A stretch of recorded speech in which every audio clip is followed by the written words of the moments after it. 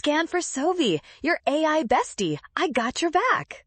Blood glucose questions look tricky, but this one moves fast if you track what changes, what responds, and whether the response reverses the original change.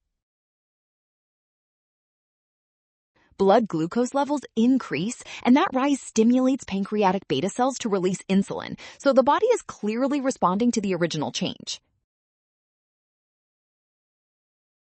Next, check what insulin does, because this decides the feedback type. Insulin helps body cells take up glucose, which lowers blood glucose instead of pushing it even higher. That means the response opposes the starting increase, so this is negative feedback, the system that brings blood glucose back toward balance. Well done! Option B. Scan now, trap, watch signs, and avoid rush. Rule: trust the given process and check each step carefully.